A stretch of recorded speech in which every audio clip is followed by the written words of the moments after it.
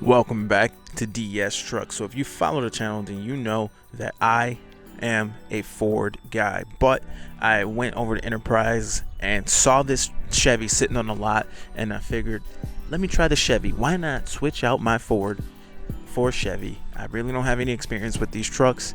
I mean, I've driven one time and it was fine, but I figured let me actually have it for a while, drive it, and really give it a first impressions kind of thing. What do I really think? What is the difference of having, the Chevy versus the Ford? So here it is. I'm not sure exactly what engine's under the hood, but I do think it is a 5.3 liter. I think. I mean, I don't know. It don't say anything on here. Don't say 5.3 anywhere, but it don't have the power of like the 6.2, or it's not the high. This is an Enterprise rental, so usually they're pretty basic. So is it even a V8? It could even be a V6 for all I know. I mean, I don't know. Maybe they're not Enterprise. No, it's definitely a V8. So it's probably a 5.3 liter V8. Typical Enterprise, dirty under the hood. Typical Enterprise, no hitch or anything like that, so you can't tow. But I'm gonna go ahead and drive the truck and give you guys my impressions of this vehicle. Like I said, no hitch. Now, right away, well, let's go ahead and jump in the truck and do a drive and see how it drives. All right, so driving along here in the Chevy Silverado 1500, and it is it's got its pros and cons. Now the infotainment, I haven't really messed with it too much. Some of it's better than Ford, some of it is not. Now I know the reverse camera on this thing is horrendous.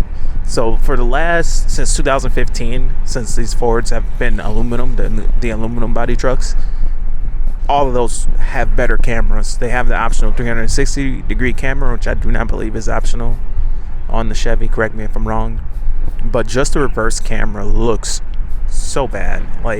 And the Fords don't even look that good, but the fisheye look on the Chevy, and I don't know, it just doesn't look as usable. Very happy that I have a Ford for plowing snow versus like this level or this trim level GMC or Chevy, because the camera is that bad. Like it's if you're backing up all the time, and you're with the Ford, I use that camera literally backing up all the time, working all day, and it's really good. With this camera, I can see how some people say the camera, don't even use a camera, it's kind of useless. Like, it's not, I would probably bump into something, I don't know, it's just not a good camera. The mirrors, I do like the mirrors. On the driver's side, you have that little bit of a spotter mirror, very useful.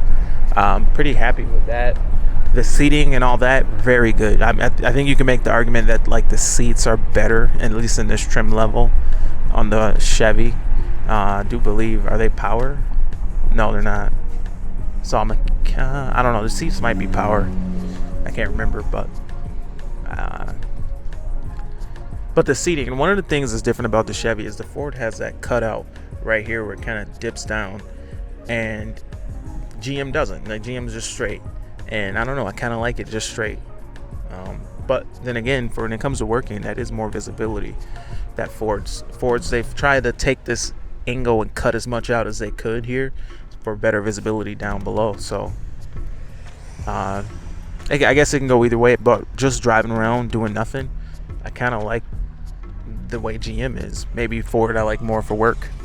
But I think GM, they've made a lot of effort in making sure you have a lot more leg room here compared to the Ford. The Ford has more chunky plastic down in the feet area, so it seems like the footwells are a little bit bigger in the GM, and like the dash is more straight up and down, pushed forward a little further, where the Ford maybe has a little bit less interior room in the front. It seems like the rear is probably comparable, probably about the same. The truck does drive good though.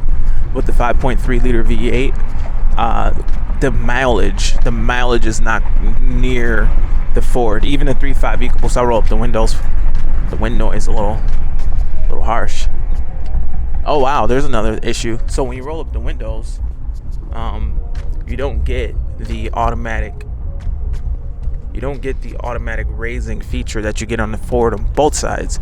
You only get it on the driver's side in a Chevy. Now the mileage, we're looking at about 17 miles to the gallon right now, and this truck's just nowhere near as efficient as the Fords are. Even with the 3.5 EcoBoost, you get all that power, and you can get 19 to the gallon. Now, I'm sure you could do it in this truck too, but you'd have to drive so slow. With that EcoBoost, I was getting 19 to the gallon, even driving kind of quicker. So, that being said, I do know guys that drive so hard with their EcoBoost that they don't even get 17.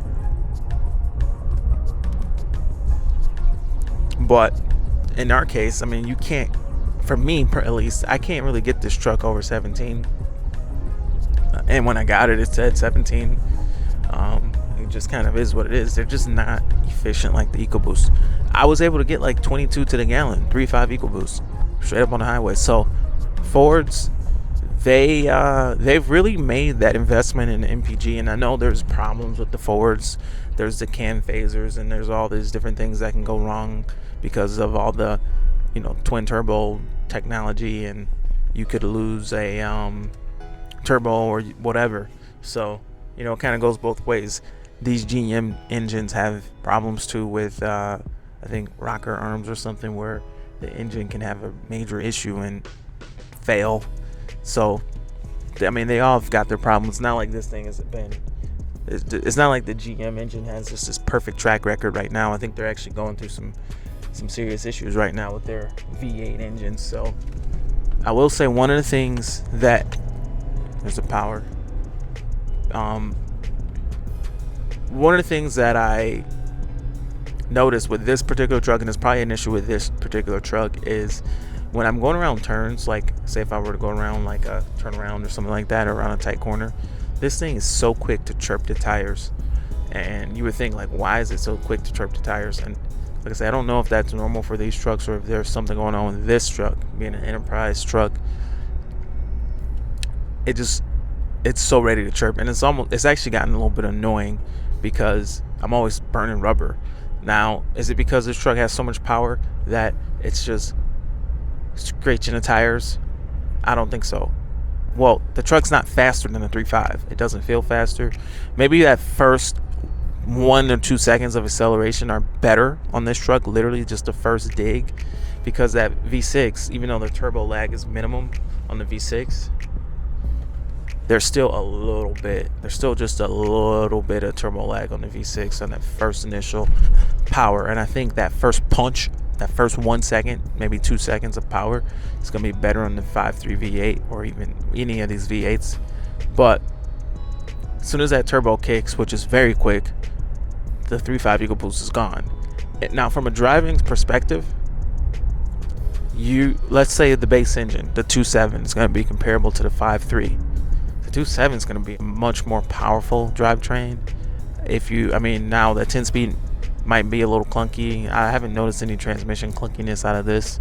It's not going to be clunky all the time, but it's probably going to be like a shift here and there that feels harsh with the 2.7 or 3.5, any of these 10-speed transmissions. I'm not sure if this has a 10-speed, this Chevy. I'm not sure what transmission this thing has, but I haven't felt anything with the trans. But the infotainment seems okay for a little bit that I've used it. I've maybe just listened to the radio a little bit. I do like the buttons on the steering wheel. They've been okay. It's got like rollers and rockers and stuff. No issues there. No complaints there. Steering wheel feels good. Interior, pretty good. I do think that the way this dashboard is like straight up and down and gives you a little bit more space, just a little bit more space versus the way the Ford one looks. I kind of like how this looks. Kind of like how this feels. But compare that to the brand new Ford, there's no comparison. Obviously, the brand new, like my wife's F150, she's got the power boost. She's got the big screen. Her truck is much nicer. Now, I know GM's coming out with something new to compete. It's probably going to be very comparable. But overall, I think I'm still sticking with my Fords. Like, I'm not switching. This hasn't convinced me at all that it's time to switch. I don't like the 5.3 V8 as much as even a 2.7 EcoBoost. And I feel like the mileage in this day and age, taking a hit to the mileage is egregious. I wouldn't want to do that. I'd rather, yeah, have more complexity and all that, but I'd rather have the mileage. I mean, we have no idea where fuel prices are going. I mean, they're getting out of hand, and they could even go up higher. And if you want to drive a truck, it's the more efficient, the better. So in this truck, it's like every time I drive it, the needle moves. I filled up that 150, and while it did hurt to fill it up, it has like a 36-gallon tank, which is nice. 150s, you know, some of these hidden features on the 150s a lot of people don't know about are very nice, like a 36-gallon fuel tank. It's a combination of getting better fuel economy and a combination of having a bigger fuel tank. I'm not seeing the fuel needle move every time I drive the truck. It's been on full for a minute. So seeing just the fuel needle, the gauge on this truck just creep down every time you drive it. Man, I filled up that 150, drove for, like on the highway, got 22, 23, drove for like 40, 50 miles, maybe 60 miles, come back, still on full. So F-150 is much more efficient. Is GM gonna, well, you know, if I were to buy this truck in a Chevy form, I'd buy their 4-cylinder turbo. Their 2.7, I think GM's got a 2.7 EcoBoost turbo. That truck's gonna make sense in this day and age. Whereas to these V8s, tough pill to swallow right now. It's V8s. But yeah, I'm actually going to pick up some boots. But yeah, that's pretty much my initial thoughts. Is it a good truck? It's a good truck. It's okay. Is it better than Ford? It's not. Overall, I don't think it's better than the Ford at all. You know, it's got pros. It's got some pros, don't get me wrong. But not better than Ford. Sorry, Chevy. Anyway, that's it for DS Trucks. See you guys in the next video. Over and out.